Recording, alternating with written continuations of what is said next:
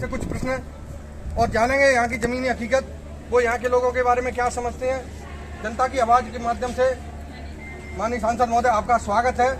आप बताइए, आप आज 9 वर्ष आपको पूरे हो चुके हैं, 9 वर्ष का आपका कार्यकाल निकल चुका है, आप 9 दिन भी बारी आई हुई है क्या? आप पत्रकार है, मेहरबानी करके अपने सवाल कीजिए, क्योंकि 900 दिन में आया हूँ, 9 दिन नहीं 900 दिन आया हूँ। और रही बात है कि ये विषय आपका कितने दिन आ रहे हैं, कहा जाना है, ये हमारा काम हम करते हैं, लगातार करते हैं। 9 दिन 900 दिन आए हैं, बिल्कुल, इसलिए आप ना वो मत कीजिए। नहीं, आप हाँ मुद्दों की बात कीजिए। मुद्दे की बात कर रहे हैं हम। आपने कहा हम 900 दिन आए हुए हैं, अच्छी बात है, तो इसलिए वो है ना, वो नहीं आप इतनी घबराइए नहीं सर। मैं नहीं पूछ रहा, ये हमारी बड़ी जनता की आवाज है, जनता की जो मांग है वो पूछी जा रही है मेरे माध्यम के द्वारा। आप तो पास में आके कीजिए। चलो, आपने मान लिया मैं 900 दिन आया हूँ, कोई बात नहीं है, काम की बात करते हैं। आप धौलपुर से करौली गए हैं, करौली से गंगापुर गए हैं, ये नेशनल हाईवे है, आप इसमें गिरे कई बार निकले हुए हो, इसको लोग मौत का हाईवे कहते हैं, इस बारे में आपका कुछ प्रयास रहा है क्या? इसमें आप बात कीजिए, ये बहुत अच्छा सवाल आपने किया है। और मेहरबानी करके मैं आपसे आग्रह करूंगा कि आप लोकतंत्र के चौथे स्तंभ है, और जब चौथा स्तंभ होता है तो उसको विश्लेषण करने का उसका पूरा अधिकार है, उसका हम सम्मान करते हैं और हमेशा करेंगे।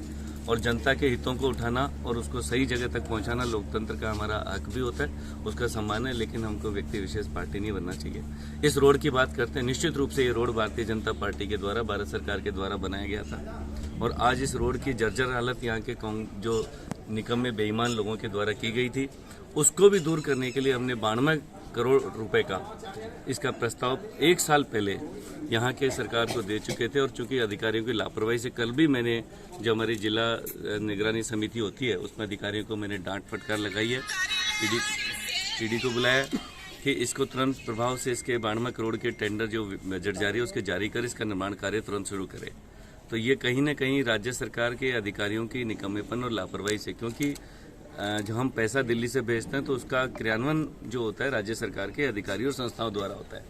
तो ये निश्चित रूप से बहुत ही गंभीर मुद्दा है, और इसके लिए मैंने कल भी बात की, और पिछले 1 साल से ये बजट इसको जारी करके ये तो लापरवाही कहीं न कहीं टेंडरिंग की काम करने की थी, वो उसको पूरा किया गया, और जल्द इसका निर्माण कार्य टेंडर करा के शुरू किया जाएगा। जी, मतलब लोगों की ये धारणा है कि मैं ये मानता हूं कि चलो आप 9 वर्ष हो गए, 9 ये कई बार आए हैं, लेकिन जो आपका सांसद निधि है वो बाड़ी विधानसभा में हमको कहीं दिखाई नहीं देती है। मेहरबानी करके सुनो, मेहरबानी करके मैं आपको निवेदन करूं कि सांसद का मतलब सिर्फ सांसद निधि नहीं होता है।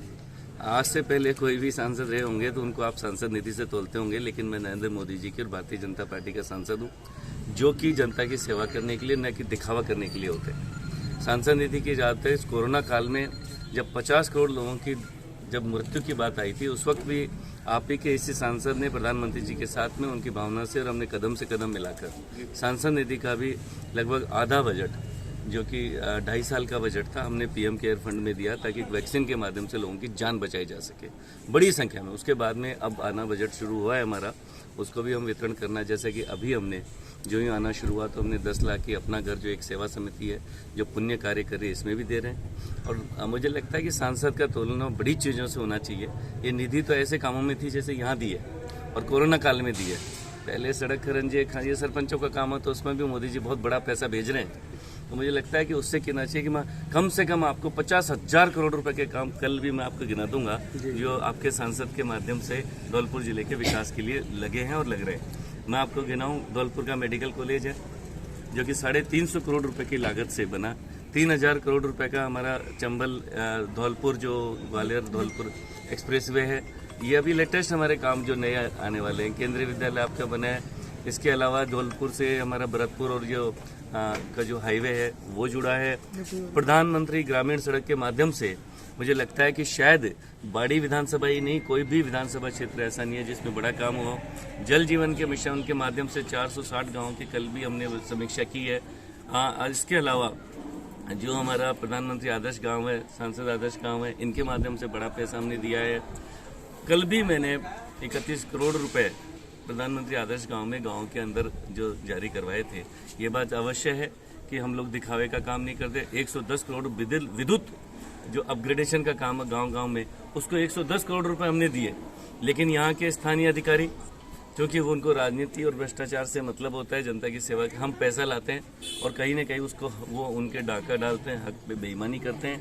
आज भी बिजली की चोरी मुझे लगता है राजस्थान में धौलपुर में सबसे ज़्यादा हो रही है, और उसके निकम्मे अधिकारी जो कि उसको चोरी में कहीं ना कहीं योगदान करते हैं और उसकी हिस्सेदारी तय करते हैं। कल हमने तय किया कि जो घरेलू कनेक्शन है बिजली के, उनको तुरंत प्रभाव से जारी किया जाए। कृषि कनेक्शन को तुरंत प्रभाव से जारी किया जाए। जो बिजली के पैसे हमने भेजे हैं उसको सही प्रभाव से लगाया जाए।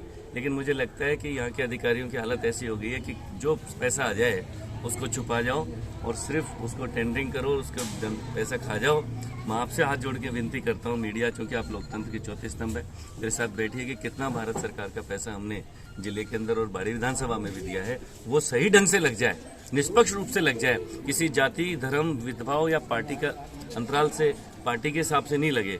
तो मुझे लगता है विकास की सही परिभाषा ये होती है।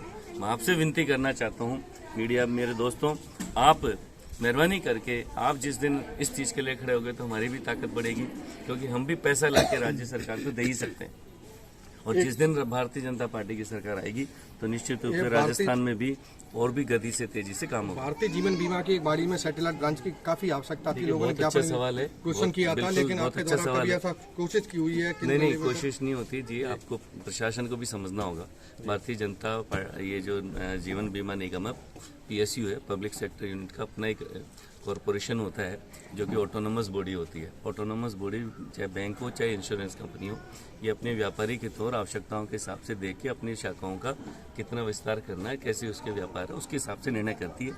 लेकिन चूंकि मांग है, सांसद होने के नाते इसकी सक्षम अथॉरिटी जो चेयरमैन होते हैं उन तक प्रभावशाली तरीके से मैं मांग को जरूर पहुंचाऊंगा, और वो उनको व्यापार में और जनता के हित में दोनों का सामंजस्य कैसे बैठे